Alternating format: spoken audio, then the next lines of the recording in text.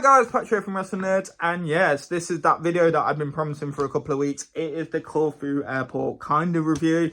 I'm just going to talk quickly and try and get as much as I can in a short amount of time. I'm actually going to start off with the transfers because I did say that I wanted to talk about that a lot better, in more detail than what I did in obviously the vlogs for Corfu. Pretty much, I kind of thought about it since I've been back, and this is the thing about this video is that I've been thinking about it. Obviously, I'll go into some stuff at the end, but yeah, I've been thinking about it, and I think with like the private transfer, it's more or less if you can afford it. It's definitely one of those things. It's more or less if you can afford it. I generally do think it's more dependent on the time of the season you go. If you're going in August and you're landing at 9 o'clock in the morning, you're generally I can guarantee you're probably going to go on a tour of the island. With me, I probably wouldn't mind if you land at 9 o'clock in the morning, but landing in the evening, I've decided next year, yeah, I'm going to kind of announce that now. I'm going back next year, probably around the same time.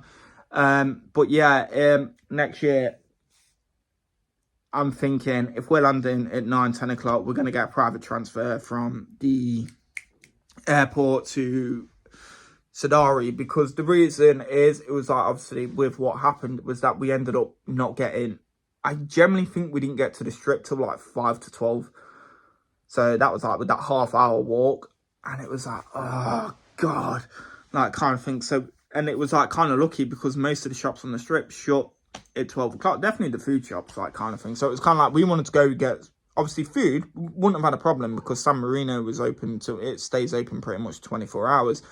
But it was kind of like in my head, I was like kind of fuming because it, obviously the way that I am, I want to get there and I want to spend as much time in Sadari as I can, and I'm just impatient like that. So yeah, so I'm going to go straight into the airport stuff. I'm going to go through the story and then just give my review. So basically, obviously on the day of we coming back, we get to the airport with the obviously bog standard, you've got 3 hours before takeoff, blah, blah, blah, blah, blah. So me being me, walk up, get off the bus, we walk up to basically where the check-in is. I see the queue. I think, you know what, you might as well have a smoke because obviously Corfu Airport, you can't smoke. If you've never been before and you're watching it to see an experience thinking, I want to go there, go on holiday, you can't smoke in Corfu Airport. I generally think it's going to be one of those airports that they won't even bother doing a smoking kind of area or anything for it. Like a lot of big airports, when I came through Dublin, I was actually quite amazed at the smoking area there. I was quite impressed at the little one at East Midlands, thinking, I'm going to let you have a smoke. The one at Dublin blew my mind. But it was kind of like, right, we're going to have a smoke, see what it's about. So I had a smoke, looked at the queue, and the queue was getting bigger, bigger, bigger. What I didn't realise, they had, I think, 2 Jet2 flights going out. It was ours in London, and they pretty much just put you all in the same queue. Unlike East Midlands Airport, where if they did 4 flights at the same time, they pretty much have the option of self-check-in, blah, blah, blah, and all that. I think someone from Jet2 needs to, and this is my honest opinion with the checking in, I think Jet2 need to send people out there and kind of look at the way that it's done. This is my opinion, because when it's busy, it takes ages. We was in that queue for over an hour, and the thing is, like, for me here, I was like, I wanted to get through. We didn't really eat in the day either. It was kind of like we went, if you watched the vlog, obviously, I went and filmed the little church in Sadari, inside the little church in Sadari, and just did a bit of a walk around, and kind of, you know, there was a lot of other footage, but it got deleted, which I'll go into again at the end. And it was kind of like we didn't really eat because I was focused on just going around, saying bye to friends, saying bye to people that we know, saying bye to my mum, even though I'll see her like a couple of weeks later. And we, like I said, we was in that queue for over an hour, and I said to Zara, I was like, when we get through, you know, there's plenty of things to eat through the other side. So we were basically in that queue for an hour. Suitcases went off in the end. We went through security, no problems with security. I've never had a problem with security. Corfu, I generally don't think they care. Chucked my bag in, took my liquids out, went straight through. Not a problem at all. We went pretty much into the new area. And when I say the new area, it's looking even better than last year. I couldn't believe it. I couldn't get my head around it. I was like, wow, this is even better. Where the Burger King is, they've got like an extra bar in the back corner now. They've built, obviously, there's like the Cass and Starbucks there, and it does generally look amazing when you walk through the duty free. And I said, so, I goes, oh, it's pretty empty on this side. And it was, and when I say it was pretty empty, it was like we could have walked straight up to Burger King and got something to eat. Which was a good thing that I thought about it before we went to Burger King and got something to eat. I said, let's go and have a look where the next passport point is. Because obviously now with leaving the EU, you have to go and get your passport stamp before you get onto the plane. Well, getting to the next part of the airport, which is where is little English people go because we've left the EU. So we went round the corner and saw the queue. That was another hour. And that queue, I think, it's like a snake queue. So it's like that. And yeah, it was the staff, obviously, they're just slow. And it annoys me because when they're busy, I think they get slower. I remember last year when I was straight through within like 5 minutes. But this year, I think when it's really busy, they honestly are just like,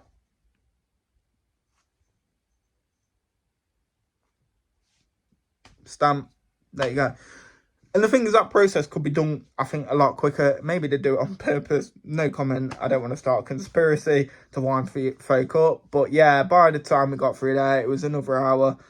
And then I said so, we'll get something to eat. €8 for a cob, which I generally did enjoy for the price.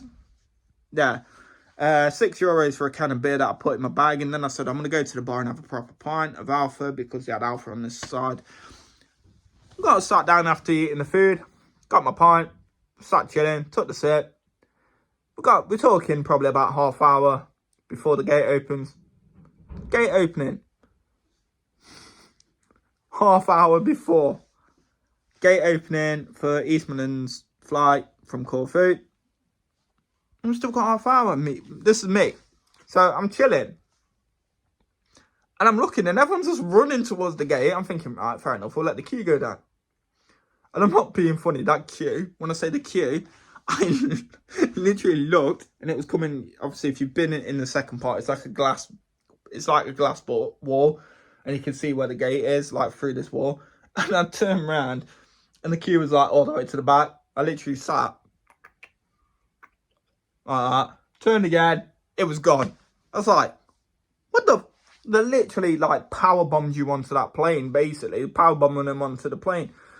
So I looked at the time and I'm still half a pint now. And I'm like, well, the gate don't open, for another 20 minutes, 10 minutes kind of thing. What the hell's going on? So we're like, stuff it. I necked this pint off. I'm like, I'm going to have to go to the toilet because if we're going to have to end up sitting on the plane and we can't go to the toilet, okay, so I'm going to be stuffed. Went to the toilet. We literally went up to the gate, got through, got on the plane. Plane is pretty much full at this point.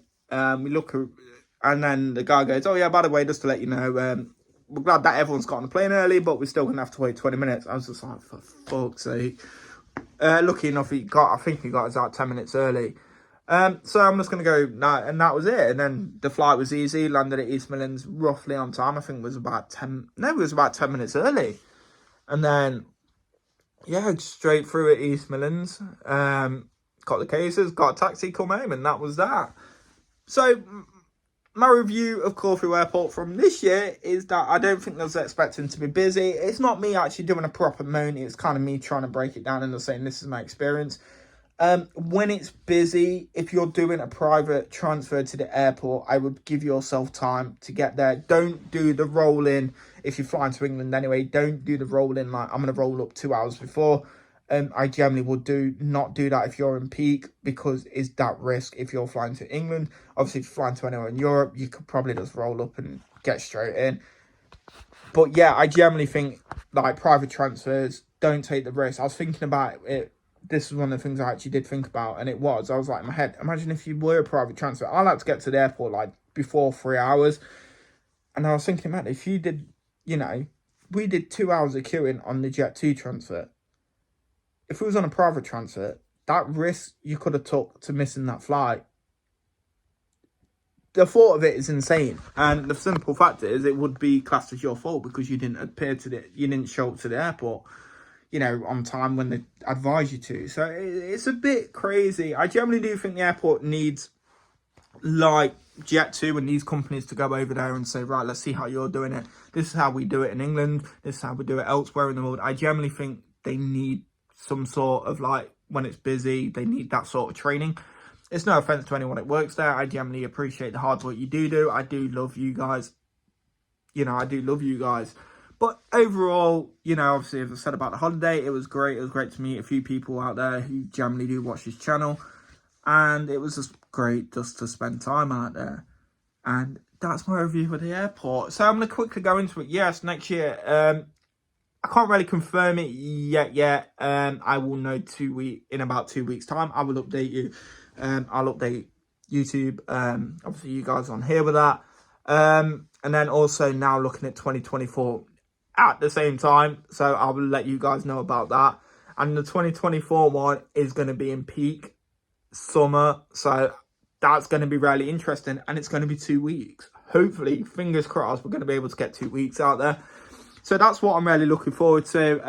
We're going to go into the serious stuff. Obviously, as you may or may not know, I have mentioned, if you watch regularly, like all my different videos, I mentioned that when I got back from Corfu, I went into like a depressive state where it was kind of like, it wasn't the pressure of YouTube. It was kind of like the idea of like the negativity of YouTube. So general idea is, if people don't know, YouTube blocks comments. And I saw that YouTube blocked comments, and I saw a few comments that were blocked, and I didn't read the comments. They were just blocked due to aggressive behavior, and like just being downright rude. And that just triggered in my head and said, why am I doing this if people are going to be like that? And I remember I was like, I read him the night before I went to Dublin, and I was filming the vlog for Dublin. I was doing a vlog for Dublin for the night I went out there for that Machine Gun Kelly concert, and I was filming in the morning. But the thing was, that idea that people have left comments that YouTubers find offensive got to me. And I was at the airport, and I was having my drink, and I was just like thinking of it. Was dust in my head, and I went in the toilet and I went to film a video, and I was going to upload it straight to YouTube and say, you know what, fuck it, I'm done. I'm not doing it anymore. Fuck you. I don't want to see that shit. You know, the simple fact is, I'm not going out there and purposely hurting anyone. I'm just making content because I enjoy making content. If you enjoy my content, that's a like bonus to me. I create content to learn and adapt and try and improve. And the simple fact is, if you have a problem with my content, don't watch my content, because the simple fact is now, if you're one of these people who have watched one of my videos and gone, fuck it, put a comment and it's not appeared on my channel, you're probably the reason why there's probably a 40-minute video that's been deleted, because it got in my head that no one wants to watch my video. So I literally, on the way to Dublin, I was on the plane on airplane mode. I deleted everything, and then went into the iPhone folder where it's like recently deleted, and deleted everything that I had from like what was meant to come out, the Dublin vlog so far. And I actually had a day off on my birthday. Instead of filming Dublin, I just had a day off and I didn't get my camera out. And it was nice. And I enjoyed it. And the thing is, I need to stop putting pressure on myself trying to do that, and just go back to trying to enjoy making content. And this is the sort of stuff I like making. And I want to go back to making content that I want to do. Which, you know, I do like making the core food content. I'm not going to go away from that just yet. But the thing is, at the same time, I'm going to make content when I go to Dublin. But it's not going to be a 5-day super vlog. It's probably going to be a 20-minute highlight video, or even less than that, because I'm going into Carlo as well. So I kind of like just film bits and bobs, and that's all you're going to get. It's kind of like, I've decided I don't know if to go for a break and have a break till January and just be like, right, fuck it, let's see where we go. But I make decisions at the time. I've been rambling on now, and this is not even about that. But yeah, I generally just want to say thank you to everyone that has supported the channel. I really do appreciate the people that do come in and watch all my vlogs. I also appreciate everyone when I was in Corfu and they've come and said hi, or I get is that the guy off YouTube? Yeah, that's me. But yeah, I generally do appreciate it. And I'm just going to focus on, the positive stuff, I think, going forward. And we'll just see where it ends up, won't we? And, you know, you never know. I do enjoy making videos, and I kind of let a lot in my head depress, you know, affect my mental health, and I shouldn't have done that. And people need to realise, you know, when you type in comments in a comment section, you need to think about the person on the other side. And if you don't, then, you know, you're as bad as, you know, you're a bad person. You may not think you're a bad person. You may think you're doing it for banter and it's a laugh. But if it affects someone's mental health, is that you really need to look at yourself and think, But you don't. That's the thing about people. They don't care about other people's emotions. So guys, I've been rambling and I'm going to leave it at that. I've been rambling 15 minutes and about 5 of it's been me talking about why I've been depressed. So guys, I've been Patrick. This has been Wrestling Nerds. And guess what, guys? I will definitely see you very soon. Fuck the haters.